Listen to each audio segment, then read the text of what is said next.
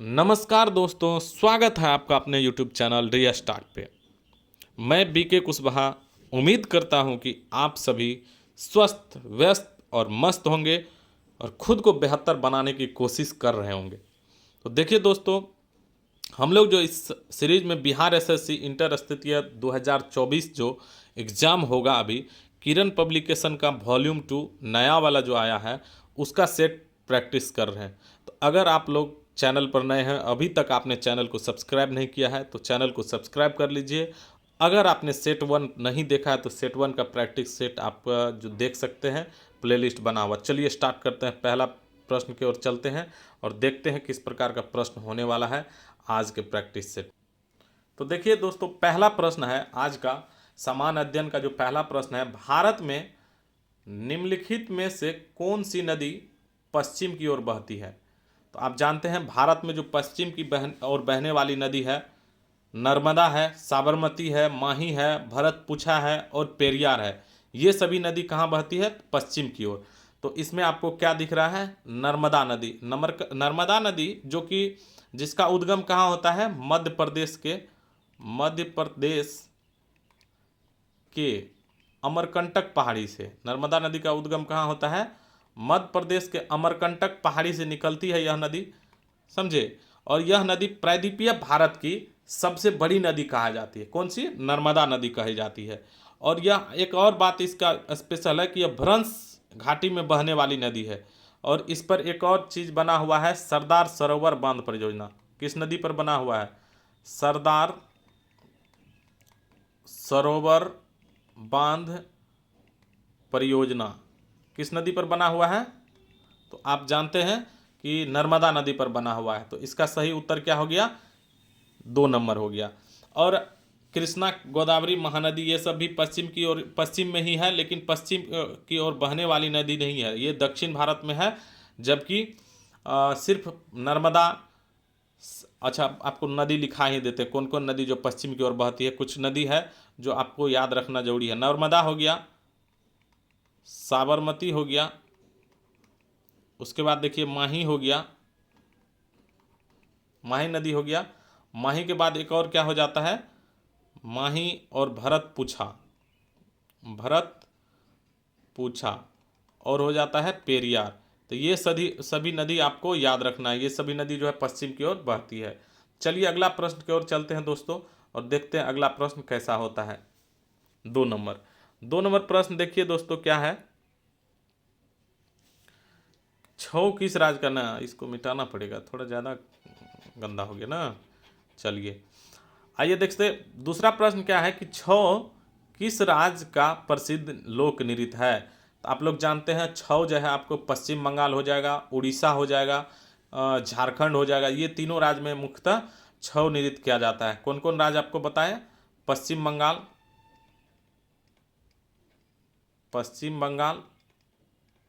उसके बाद हो गया आपको उड़ीसा और झारखंड, तो यहाँ दिया हुआ ही है 4 नंबर में झारखंड देख रहे हैं। तो छौ किस राज्य का प्रसिद्ध लोक नृत्य है? तो इसमें झारखंड है। तीनों में से कौन है?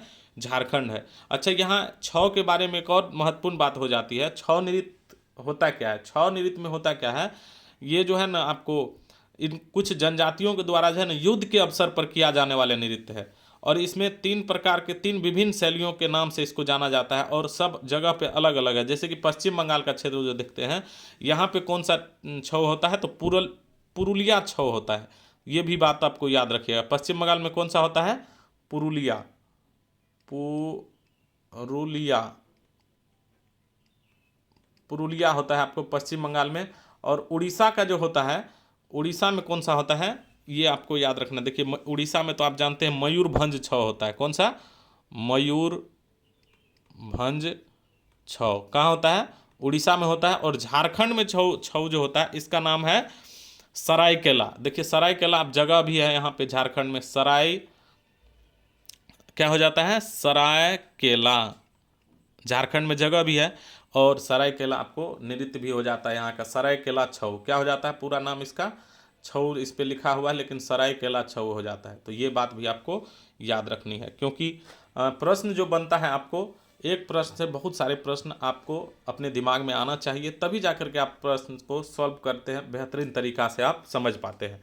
तो चलिए देखते हैं तीसरा प्रश्न क्या कहा जा रहा है। तीसरा प्रश्न आइए दोस्तों, तीसरा प्रश्न देखिए क्या है कि भारत के किस क्षेत्र में वनस्पति को हेलोफाइट्स कहते हैं। क्या कहते हैं? हेलोफाइट्स के रूप में वर्गीकृत किया जाता है वनस्पति को किस क्षेत्र में? थार मरुस्थल है, मध्य हिमालय है, सुंदरवन है, गंगा का मैदान है। तो आप लोगों को पता होना चाहिए हेलोफाइट्स जो है ना दलदली मिट्टी में उगती है। कहाँ होती है? दलदली मिट्टी में उगने वाली जो वनस्पति होती है उसको हेलोफाइट कहते हैं। और दलदली मिट्टी आपको कहाँ देखने को मिलेगा? सुंदरवन में और पश्चिम बंगाल में ये ज़्यादा करके देखने को मिलता है, सुंदरवन के पश्चिम बंगाल में। तो ये बात आपको याद रखनी है। और ये थार मरुस्थल तो होगा नहीं, यहाँ तो सूखा पड़ता है, मध्य हिमालय भी नहीं होगा, गंगा का मैदान भी नहीं होगा। तो आपका राइट आंसर इसका क्या हो गया? 3 नंबर। चलिए दोस्तों अगला प्रश्न देखते हैं। अगला प्रश्न क्या है? आइए 4 नंबर प्रश्न चलिए देखते हैं क्या है। 4 नंबर, निम्नलिखित में से कौन सा युग्म गलत है? अच्छा, यहाँ पे आपको देखना है कि गलत कौन सा युग्म है। तो गलत कौन सा है? समदाब रेखा दबाव से संबंधित है, सही बात है। समवर्षा रेखा धूप दिया हुआ है, क्या यह सही लग रहा है? ये बिल्कुल गलत बात है। समताप रेखा तापमान से संबंधित है, बिल्कुल सही है। आइसोहेलाइन रेखा खारापन से संबंधित है, ये भी सही है। पूछा क्या जा रहा है तो कौन सा युग्म गलत है? तो गलत कौन हो गया? B number. समवर्षा रेखा क्या होता है? समवर्षा रेखा जो होता है, समवर्षा जो मानचित्र पे क्या करते हैं, वर्षा की समान मात्रा को दिखाते हैं।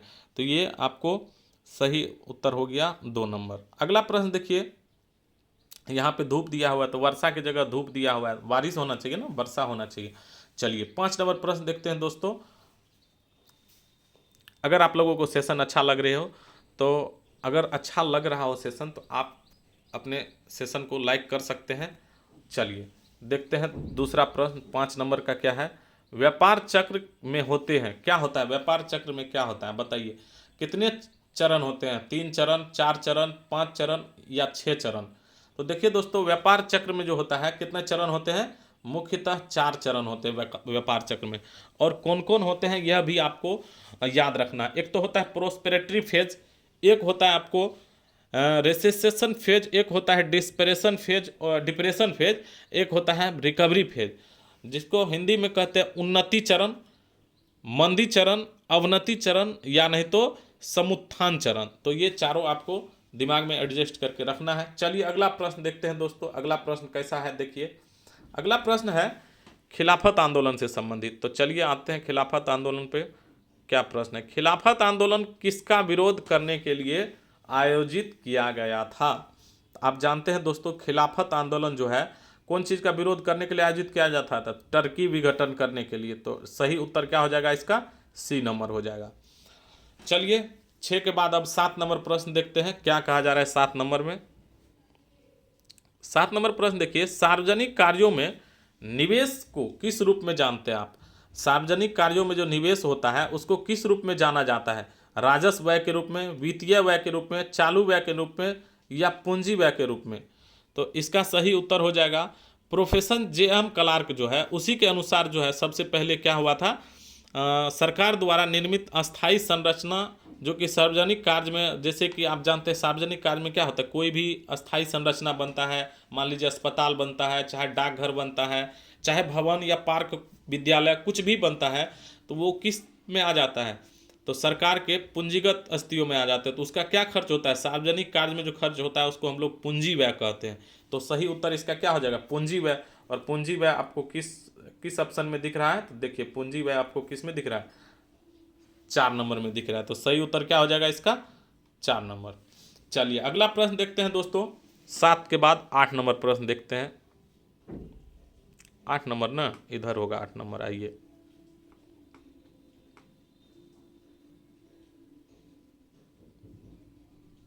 क्या दिख रहा है अच्छा से? हाँ चलिए दिख रहा है। 8 नंबर प्रश्न देखिए दोस्तों क्या कह रहा है, निम्न में से कौन सा एक उष्णकटिबंधीय चक्रवात का सही उदाहरण नहीं है? उष्णकटिबंधीय चक्रवात का सही उदाहरण नहीं है। टोर्नेडो है ही, टाइफून भी है, हरिकेन भी है, लेकिन नॉर्वेस्टर ये क्या है? ये आपको नॉर्वेस्टर इसका जो है चक्रवात का उदाहरण नहीं है। नॉर्वेस्टर तो आप जानते हैं कि हमारे जो क्या कहते हैं भारत में जो है, ये नॉर्वेस्टर जो है आपको भारत में क्या होता है, वायुमंडल से मिलने वाले पवन होते हैं जो उसको चक्रवात कहते हैं। लेकिन नॉर्वेस्टर तो एक हवा है जो कि किसी खास मौसम में चलता है। लेकिन चक्रवात आप समझते हैं क्या, ये जो चक्रवात सब है, टोर्नेडो, टाइफून, हरिकेन, उष्णकटिबंधीय चक्रवातों का उत्पत्ति जो होता है कैसे कैसे, कर्क और मकर रेखा के बीच में अगर रहता है तो इस चक्रवात का उत्पत्ति होती है ना। यहाँ पे नॉर्वेस्टर जानते हैं कि ये क्या है, नॉर्वेस्टर, बिली विली, ये सब क्या है, एक हवा है। और ये आपको अगर उस चक्रवात की बात करें तो ये आप जानते हैं कि टॉर्नेडो जो है ज़्यादा करके आपको अमेरिका और दक्षिणी क्षेत्र में ज़्यादा देखने को मिलता है। पश्चिमी द्वीप समूह के निकट जो है आपको हरिकेन देखने को मिलता है। हरिकेन कहाँ, पश्चिम द्वीप समूह के समीप, ये भी आपको याद रखना है, पश्चिम द्वीप समूह के समीप हरिकेन। टाइफून हो गया आपको कहाँ पे, अमेरिका के क्षेत्र में। और टॉर्नेडो, टाइफून बोल दिए, उल्टा तो नहीं बोल दिए हम, टाइफून टॉर्नेडो होता है ना अमेरिका, ये गलत हो गया, थोड़ा सा इसको देखिए, अमेरिका होना चाहिए, टॉर्नेडो क्या, कहाँ ध्यान रहता है।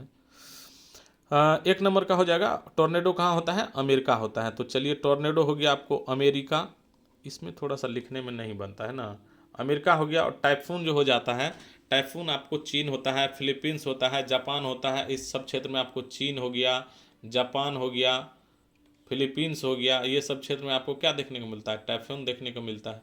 तो सही आंसर हो गया आपको नॉर्वेस्टर। अगला प्रश्न चलिए देखते हैं क्या है, अगला प्रश्न क्या है, 9 नंबर में है NSDL का विस्तारित रूप क्या है। तो आप लोग जानते हैं दोस्तों, NSDL का जो विस्तारित रूप होता है क्या होता है, NS मतलब होता, N मतलब होता है आपको नेशनल, S मतलब हो गया सिक्योरिटी, और D मतलब होता है डेवलपमेंट, L मतलब limited, national security development limited. तो इसका सही उत्तर 1 नंबर ही हो जाएगा 9 का।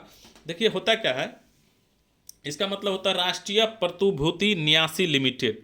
इसकी स्थापना आप जानते हैं, भारत में इसकी स्थापना जो होती है 8 नवंबर 1996 को इलेक्ट्रॉनिक सिक्योरिटी डिपॉजिटरी के रूप में होती है। लेकिन इसका नाम आपको क्या कर दिया जाता है, NSDL कर दिया जाता है बाद में। तो आपको ये बात याद रखनी है। 9 के बाद चलिए 10 नंबर देखते हैं दोस्तों। हाँ देखिए दोस्तों, 10 नंबर का प्रश्न आपको प्रश्न जो है बहुत ही अच्छा प्रश्न है। संविधान सभा ने संविधान किस तिथि को अपनाया, बहुत ज़्यादा पूछा जाने वाला प्रश्न। तो संविधान सभा के द्वारा जो संविधान अपनाया जाता है वह आपको 26 नवंबर 1949 ईस्वी को। ये 15 अगस्त 1947 को तो हम लोग स्वतंत्र होते हैं, स्वतंत्रता प्राप्त होती है, स्वतंत्र होते हैं, है ना। और उसके बाद देखिए 26 जनवरी 1950 का क्या होता है, हमारा संविधान लागू होता है। 26 जनवरी का जो दिन है, 26 जनवरी को क्या होता है, संविधान लागू हो जाता है। और संविधान अपनाया जाता है 26 नवंबर 1949 को। उसके बाद का बात देखिए क्या है कि 30 जनवरी 1948, तो इस दो क्या होता है, ये दिन महत्वपूर्ण है, गांधी जी की हत्या होती है इस दिन। तो गांधी जी की हत्या होती है, इसीलिए ये भी दिन महत्वपूर्ण हो जाती है, 30 जनवरी 1948। चलिए आगे प्रश्न देखते हैं। 11 नंबर प्रश्न क्या है कि मेहरौली में जंग रहित लौह स्तंभ किसने स्थापित किया। तो आप लोगों को पता होना चाहिए दोस्तों कि मेहरौली का जो लौह स्तंभ है उसमें जंग नहीं लगता है, लोहा का स्तंभ है पर उसमें जंग नहीं लगता है। तो जंग रहित है, तो कितना अच्छा मटेरियल से, अब कौन सा लोहा से बना हुआ है तो अभी तक सही तरह से पता नहीं चला। तो ये जो होगा गुप्त वंश के शासक के टाइम में यह लौह स्तंभ बनाया गया था। चलिए अगला प्रश्न देखते हैं। 12 नंबर प्रश्न क्या है, 12 नंबर देखिए, 12 नंबर प्रश्न है कि प्रसिद्ध गायत्री मंत्र कहाँ से लिया गया है। तो आप लोग जानते हैं दोस्तों कि गायत्री मंत्र जो है यह सूर्य देवता के स्तुति में गाया जाता है। और गायत्री मंत्र सावित्री के से संबंधित है। तो ये आपको ऋग्वेद से लिया गया। किस वेद से, सबसे पुराना वेद ऋग्वेद। और सामवेद में किस चीज़ का वर्णन है, संगीत का वर्णन। और ऋग्वेद की जो गे ऋचा है गाने वाली, उसको क्या कहते हैं, ये प्रश्न पूछा जाता है। गे ऋचा को कहते हैं साम संहिता। क्या कहते हैं, साम संहिता कहते हैं। ये बात आपको याद रखना है। चलिए अगला प्रश्न देखते हैं दोस्तों क्या है, 13 नंबर प्रश्न चलिए देखते हैं। हाँ 13 नंबर प्रश्न है, दिल्ली के औरंगजेब रोड का जो पुनः नामकरण हुआ किसके नाम पर किया गया। तो आप जानते हैं दिल्ली के जो औरंगजेब रोड था पहले, उसको APJ अब्दुल कलाम पथ कर दिया गया। क्या कर दिया गया, APJ अब्दुल कलाम पथ, जो कि हमारे राष्ट्रपति रह चुके हैं एपीजे अब्दुल कलाम, और मिसाइल मैन के नाम से जाना जाता है, आप इसको जानते होंगे। और ये जो है अगला प्रश्न, चलिए दोस्तों देखते हैं कौन सा, 14 नंबर प्रश्न। चलिए देखते हैं 14 नंबर प्रश्न में क्या है, ये देखा जाए। हाँ, रामकृष्ण मिशन का संस्थापक कौन है? तो आपको ये बात पता होगा दोस्तों कि रामकृष्ण मिशन जो है, इनके संस्थापक स्वामी विवेकानंद जी है, और जो कि 1897 ईस्वी में कहाँ स्थापित करते हैं? वेलूर मठ। वेलूर मठ ये स्थापित करते हैं 1897 ईस्वी में। आपको स्वामी विवेकानंद जी रामकृष्ण मिशन की स्थापना करते हैं वेलूर मठ में, ठीक है। चलिए अगला प्रश्न 15 नंबर देखते हैं दोस्तों, क्या है 15 नंबर प्रश्न देखिए। कानपुर के गदर का नेतृत्व किसने किया? तो 15 नंबर का ऑप्शन ऊपर में है, आप क्वेश्चन पढ़ लीजिए। कानपुर के जो गदर का नेतृत्व है किसके द्वारा किया गया? तो गदर पार्टी का जो स्थापना होता है, यह होता है आपको किसके द्वारा? लाला हरदयाल के द्वारा। ये बात भी आपको याद रखना है, लाला हरदयाल। गदर पार्टी का स्थापना लाला हरदयाल के द्वारा 1913 ईस्वी में कहाँ होती है? सैन फ्रांसिस्को में, सैन फ्रांसिस्को में। तो ये बात आपको याद रखना है। और लाला हरदयाल, और कानपुर से पूछा जा रहा है, तो कानपुर से आप जानते हैं कौन होता है? कानपुर का नेतृत्व किसने किया था? तो नाना साहब ने कानपुर का नेतृत्व किया था। नाना साहब कानपुर का नेतृत्व करते हैं। और इसके साथ देने वाले कौन रहते हैं? तात्या टोपे भी इसके साथ में रहते हैं, तात्या टोपे। तो आपको ये बात याद रखनी है। चलिए दोस्तों 15 नंबर प्रश्न का जो सही उत्तर हो गया नाना साहब, और देखते हैं कितना, कहाँ है नाना साहब, आइए ये देखिए आगे आपको नाना साहब कितना नंबर में है? 2 नंबर में है। तो सही उत्तर हो गया इसका 15 नंबर का 2। तात्या टोपे इसका सहयोग करते हैं, लेकिन आंसर जो राइट होगा आपको नाना साहब। चलिए 16 नंबर प्रश्न देखा जाए दोस्तों, इसको थोड़ा सा फिट कर लेते हैं। हाँ, 16 नंबर प्रश्न क्या है कि नव वर्ष के अवसर पर उगादि का आयोजन किस राज्य में किया जाता है? तो ये बात आपको याद रखना है दोस्तों। उगादि जो है, उगादि क्या है? नव वर्ष के रूप में उगादि त्यौहार मनाते हैं। जो हमारे हिंदू भाई लोग हैं वो नव वर्ष को उगादि त्यौहार के रूप में ये दक्षिण भारत में मनाते हैं, ठीक है। तो दक्षिण भारत की बात आती है तो आप जानते हैं कि दक्षिण भारत में कौन सब स्टेट आ जाएगी? आंध्र प्रदेश हो गया, कर्नाटक हो गया, तमिलनाडु, ये सब। तो उगादि जो है एक नव वर्ष के रूप में वहाँ मनाया जाता है। और इन लोगों का मानना है कि भगवान ब्रह्मा ने ब्रह्मांड की रचना की, और इसको जो मनाया जाता है मेनली मार्च अप्रैल, जिसको चैत्र मास कहते हैं, मार्च अप्रैल को चैत्र मास भी कहते हैं, उसी टाइम में मनाया जाता है। तो ये हो जाएगा आपको किस में? कर्नाटक है नीचे में, ऑप्शन कौन है? इसमें कर्नाटक दिया हुआ है। तो सही उत्तर हो जाएगा 16 का 1 नंबर।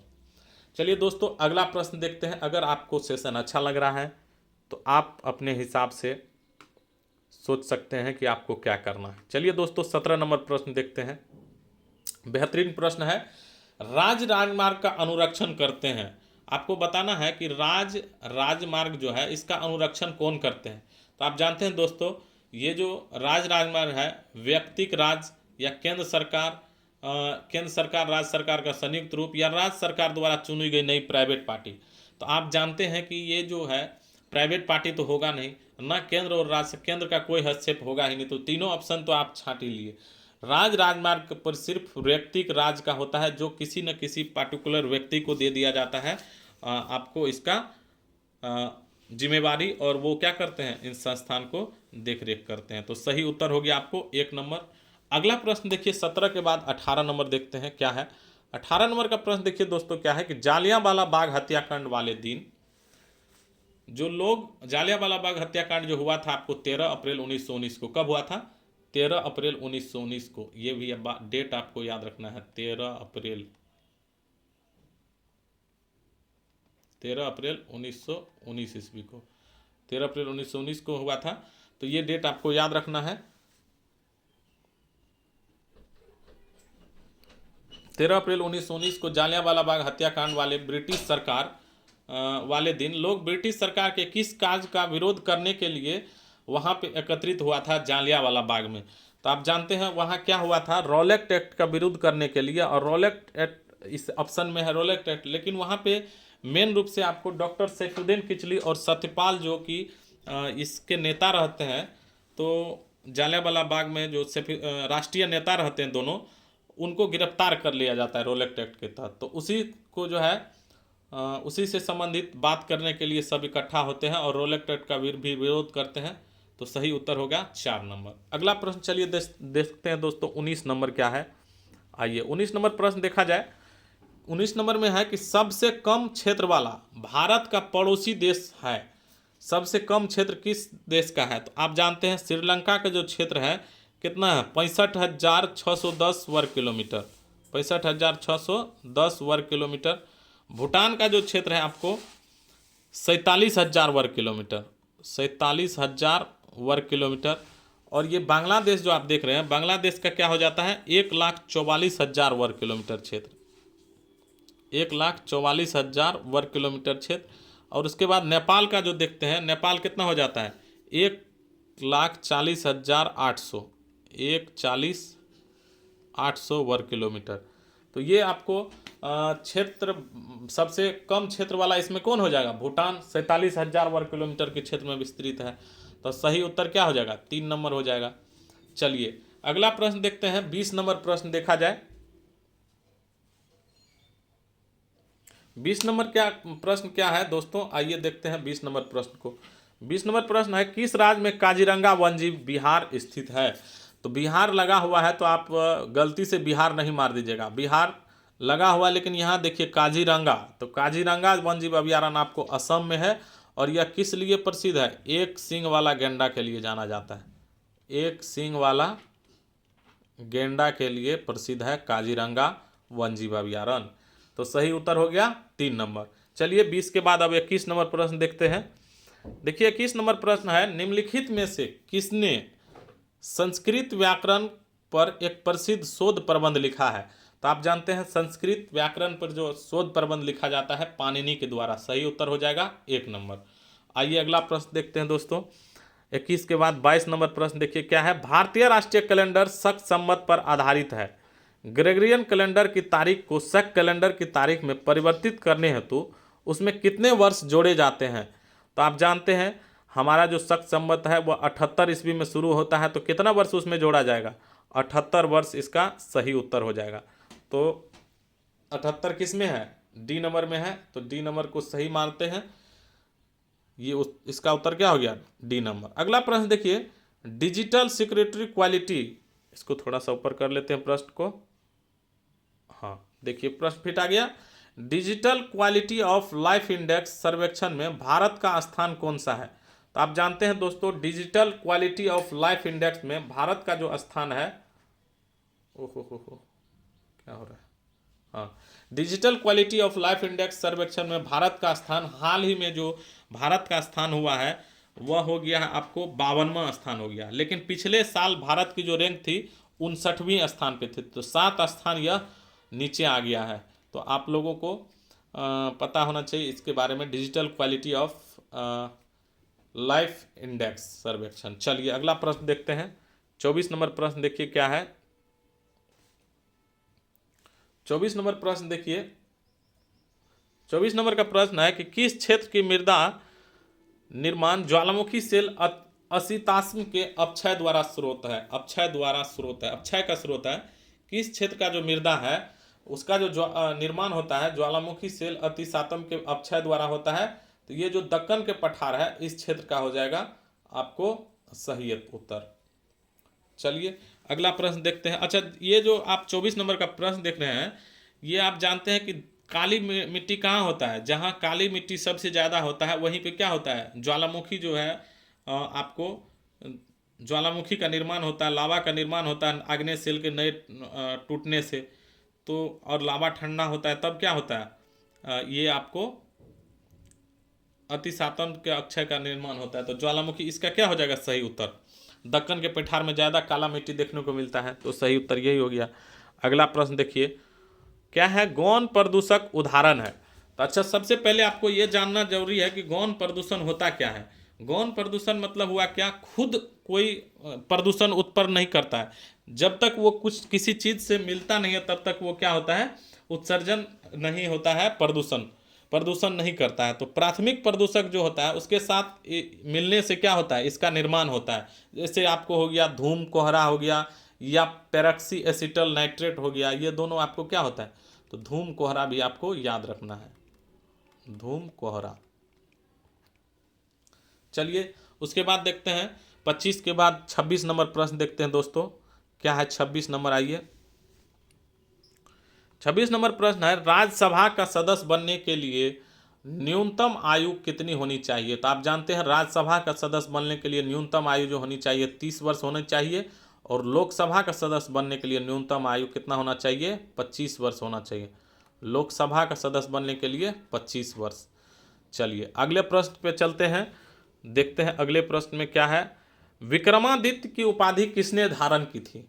तो आप जानते हैं विक्रमादित्य तो बहुत सारे लोगों ने धारण की थी, लेकिन सबसे प्रसिद्ध जो विक्रमादित्य हुआ है चंद्रगुप्त द्वितीय रहा है, जो कि गुप्त वंश के शासक थे चंद्रगुप्त द्वितीय।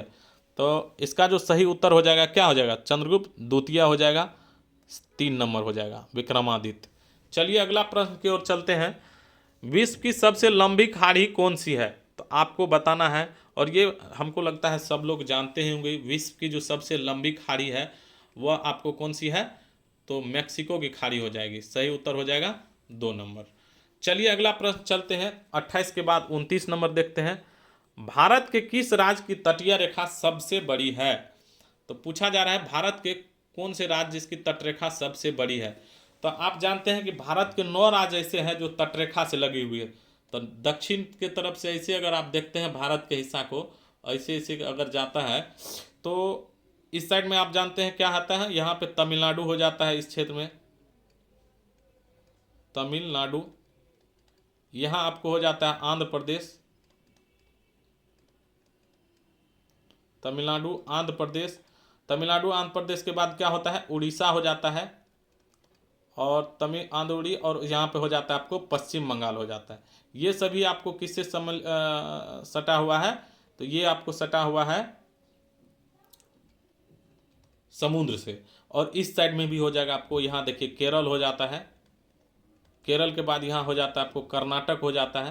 तो आपको याद रखना है केरल कर्नाटक, उसके बाद यहाँ छोटा से छोटकू सा हो जाता है गोवा हो जाता है, केरल गोवा के गोवा महाराष्ट्र हो जाता है, यहाँ पे क्या हो जाता है महाराष्ट्र,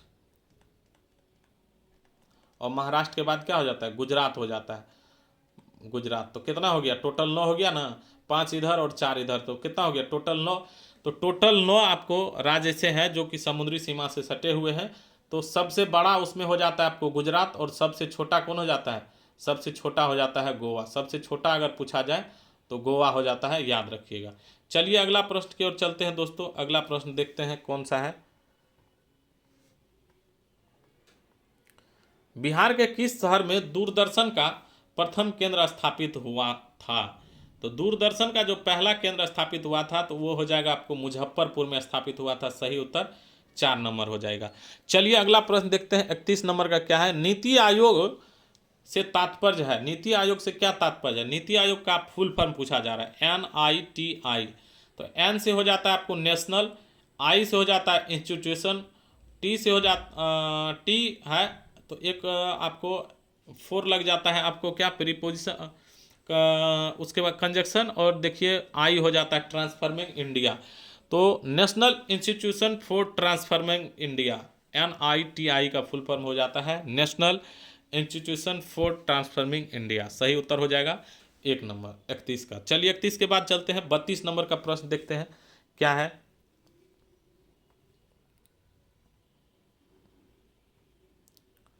आ गया 32 नंबर। देखिए 32 नंबर प्रश्न को देखते हैं। चलिए 32 नंबर प्रश्न क्या कह रहा है कि किस सूफी सिलसिले को बिहार में सर्वाधिक लोकप्रियता प्राप्त थी।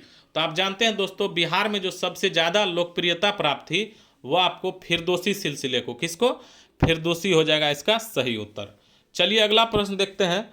अगला प्रश्न है देश रत्न किसे कहा जाता है। तो आप जानते हैं देश रत्न किसे कहा जाता है, देश रत्न के रूप में आप जानते हैं किसे जाना जाता है, डॉक्टर राजेंद्र प्रसाद को जाना जाता है। और ये जो श्री कृष्ण सिंह आपको दिखाई दे रहा है इसको क्या कहते हैं, बिहार केसरी कहते हैं। और बिहार के पहले मुख्यमंत्री कौन थे, यही थे, बिहार केसरी कहा जाता है। श्री कृष्ण सिंह को बिहार केसरी कहा जाता है और बिहार के पहले मुख्यमंत्री रह चुके हैं। और जयप्रकाश नारायण के बारे में आप जानते होंगे, जयप्रकाश नारायण भी जो है लोकनायक के नाम से जाने जाते हैं। तो जयप्रकाश नारायण को किस नाम से जाना जाता है, लोकनायक के नाम से, लोकनायक। तो याद रखिएगा। और एक और प्रश्न इनसे बनता है आपको, राष्ट्र कवि जानते हैं कि बिहार में राष्ट्र कवि रामधारी सिंह दिनकर जी को कहते हैं। फिर आपसे अच्छा एक प्रश्न आपको जवाब देना है, बाबू के नाम से किसे जाना जाता है? बाबू के नाम से, चलिए हम बता ही देते हैं, बाबू के नाम से किसको जाना जाता है? जगजीवन राम को जाना जाता है। जगजीवन राम को बाबू के नाम से जाना जाता है। और बाबा के नाम से किसे जाना जाता है? ये भी बात आपको याद रखना है। बाबू और बाबा, बाबा के नाम से जाना जाता है किसको? तो नागा अर्जुन को जाना जाता है। नागा अर्जुन, नागा अर्जुन को जाना जाता है बाबा के नाम से। उसके बाद नागा अर्जुन हो गया, बाबा, बाबूजी, बाबा हो गया। एक और होता है आपको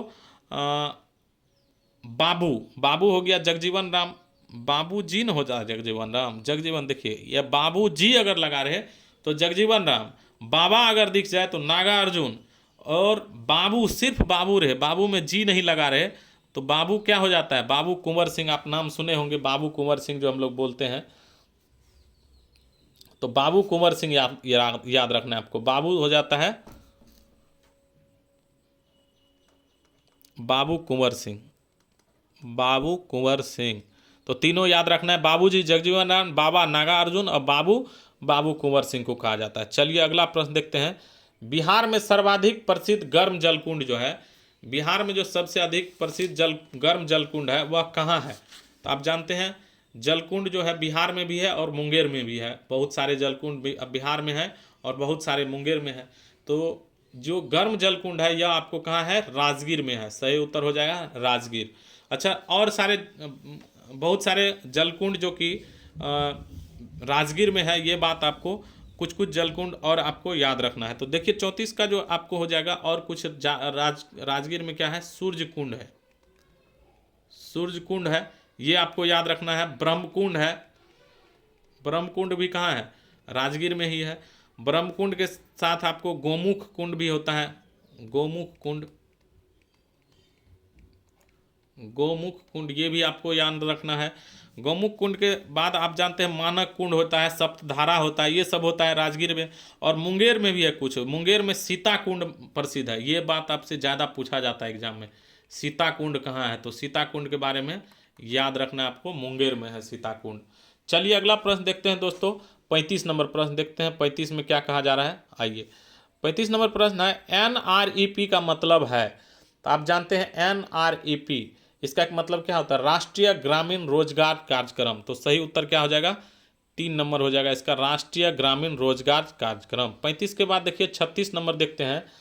36 नंबर का प्रश्न है दोस्तों कि भारत ने किस देश को राजनयिक को निष्कासित किया? अच्छा, भारत ने किस देश के राजनयिक को निष्कासित किया है? तो हाल ही में आप जानते हैं कि भारत के जो एक व्यक्ति होते हैं, जो कि उसको क्या किया जाता है, खालिस्तानी नेता जो रहते हैं वहाँ का, हरदीप सिंह निज्जर, उसकी मौत से हो जाती है। तो उससे संभावित जो है ना, इसको माना जाता है, संबंध माना जाता है किससे? अपने भारतीय नेता से। तो भारतीय अधिकारी से संबंध माना जाता है और उसको बोल दिया जाता है कनाडा छोड़ देने के लिए। तो भारत सरकार क्या करती है? भारत सरकार भी उसके बदले में यहाँ से एक कनाडा सरकार की कार्रवाई के जवाब में क्या करते हैं, एक कनाडाई राजनयिक को यहाँ से निष्कासित कर देते हैं। तो कनाडा के राजनयिक को निष्कासित करते हैं। तो सही उत्तर क्या हो जाएगा? 1 नंबर हो जाएगा। चलिए अगला प्रश्न देखते हैं। 36 के बाद अब 37 नंबर देखते हैं। देखिए 37 नंबर में क्या है, नालंदा विश्वविद्यालय की सर्वप्रथम पहचान की थी। तो आपको पता होगा दोस्तों कि नालंदा विश्वविद्यालय प्राचीन काल की शिक्षा का सबसे विख्यात केंद्र रहा है। तो इसकी जो खोज की जाती है वह अलेक्जेंडर कनिंघम, आप जानते हैं अलेक्जेंडर कनिंघम क्या है? ये एक पुरातत्व शास्त्री है। तो इसी के द्वारा जो है उत्खनन प्रारंभ किया जाता है। कब प्रारंभ किया जाता है इसका? तो 1916 ईस्वी में उत्खनन प्रारंभ किया जाता है अलेक्जेंडर कनिंघम के द्वारा। सही उत्तर हो जाएगा 1 नंबर। चलिए अगला प्रश्न देखते हैं।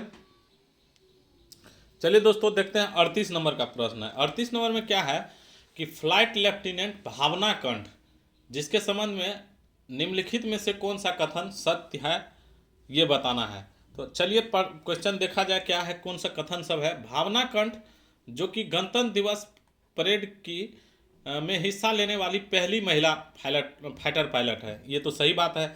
भावना कंठ, आप जानते हैं कि भावना कंठ पहली महिला पायलट थी जो कि गणतंत्र दिवस के परेड में भाग लेती है। दूसरा कथन है कि वह MiG-24 बाइसन लड़ाकू विमान उड़ाती थी। ये भी सही बात है, ये भी आपको सही बात है। उसके बाद तीसरा इसका कथन क्या है, देखते हैं तीसरा कथन, चलिए पढ़ते हैं। वह भारतीय वायुसेना में फाइटर पायलट के रूप में कमीशन प्राप्त करने वाली पहली 3 महिलाओं में से एक बनी है। तो ये भी बिल्कुल सही बात है।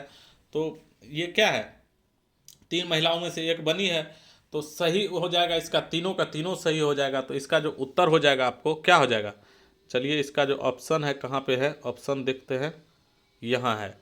कौन सही है, तो 1, 2 और 3 तीनों सही है। तो कितना नंबर में है, 1, 2 और 3, तो ये आपको दिख रहा होगा 1, 2 और 3 कितना नंबर में है, 3 नंबर में है। तो सही उत्तर हो जाएगा ये। चलिए उसके बाद 39 नंबर देखते हैं। 39 नंबर में क्या कहा जा रहा है,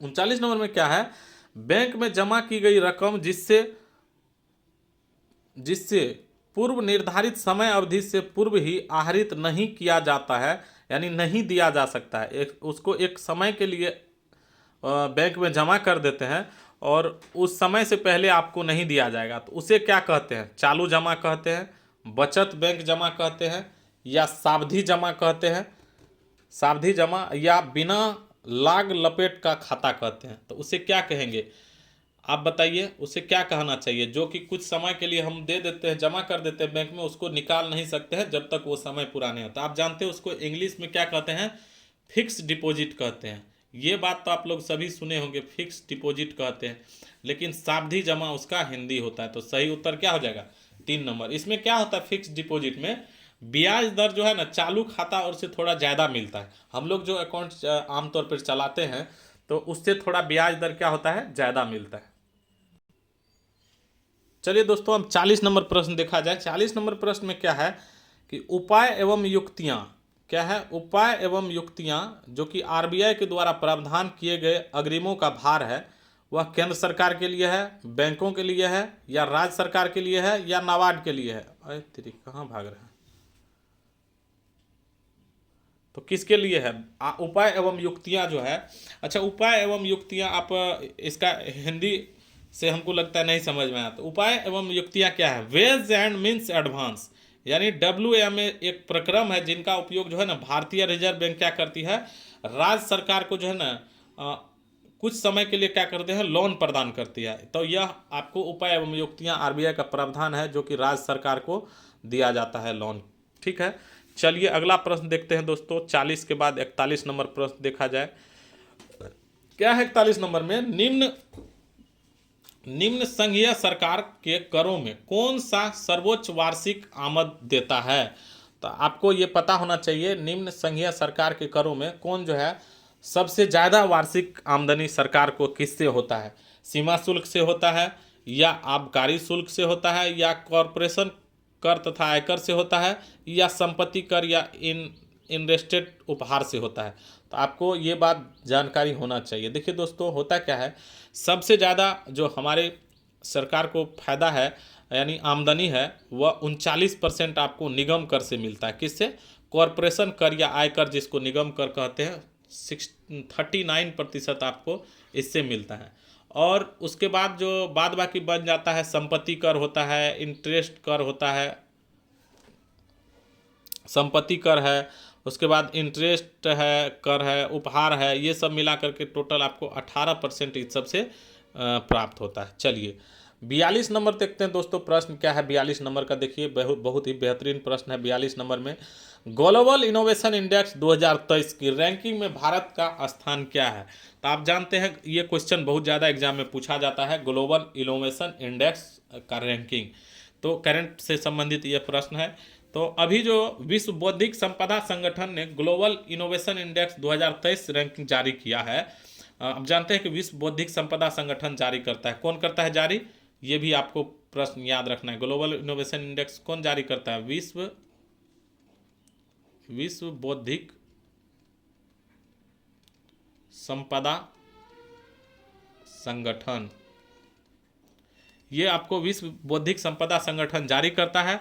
और पिछले वर्ष इसका जो रैंकिंग था 2015 में यह 81 स्थान पर था, और अभी 2023 में घट करके हो गया है इसका कितना, 40वें स्थान पर आ गया है। तो आप सोच सकते हैं कितना ज़्यादा इसका रैंकिंग सुधार हुआ है। तो सही उत्तर हो जाएगा 40 नंबर।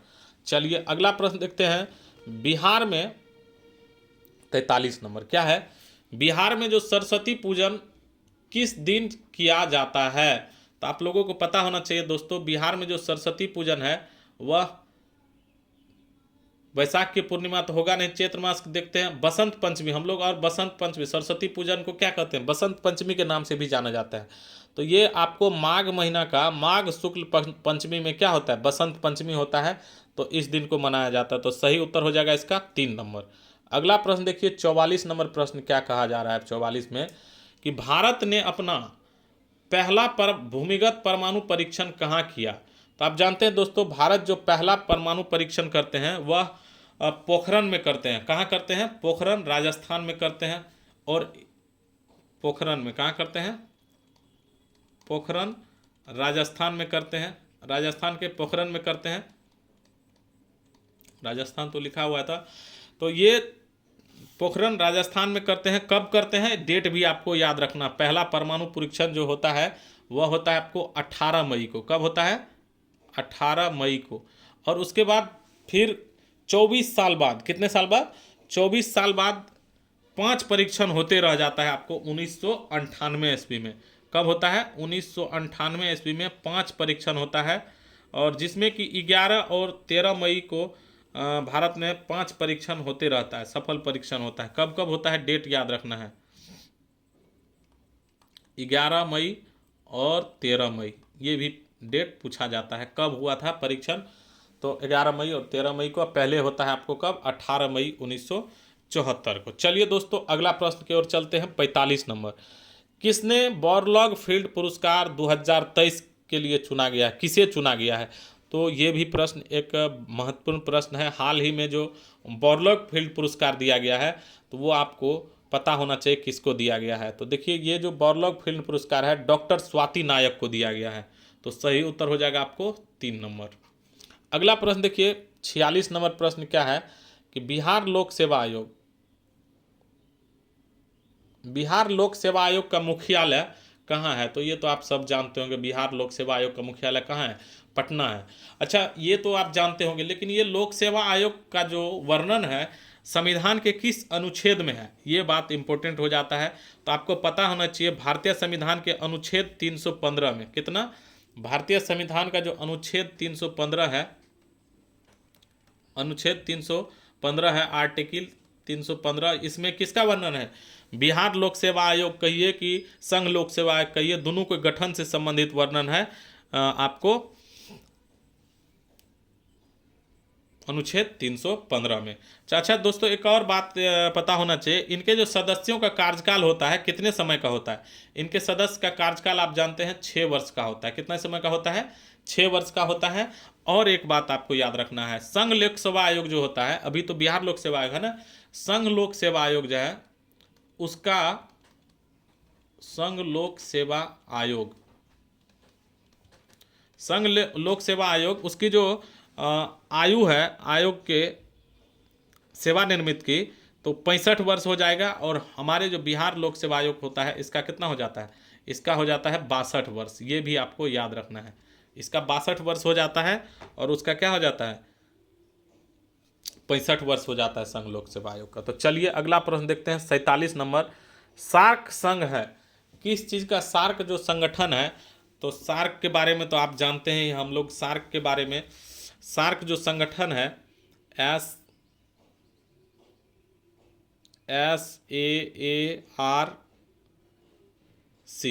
देखिए साउथ एशियन नामे से हो गया, साउथ दक्षिण वाला तो आंसर होगा ही ना, साउथ एशियन, एशिया हो गया तो एशिया, दक्षिण एशिया हो गया ना, दक्षिण एशियाई देशों का संगठन, south Asian association for regional corporation, इसका फुल फॉर्म क्या होता है?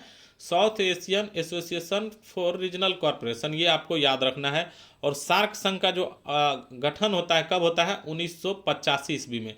ये भी डेट आपको याद रखना है, 1985 ईस्वी। और देखिए दोस्तों, इनसे संबंधित जो महत्वपूर्ण प्रश्न बनते हैं, सार्क का मुख्यालय कहाँ है?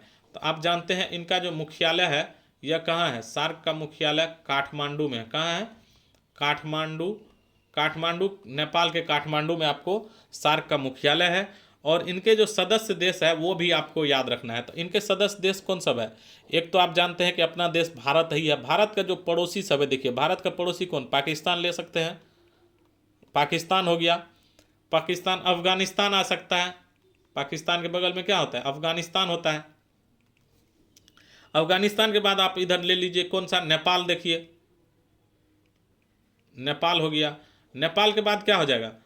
नेपाल के बाद आप वहाँ नज़दीक में आप भूटान चले जाइए, भूटान हो गया। भूटान के बाद आप सबसे नीचे चले आइए श्रीलंका।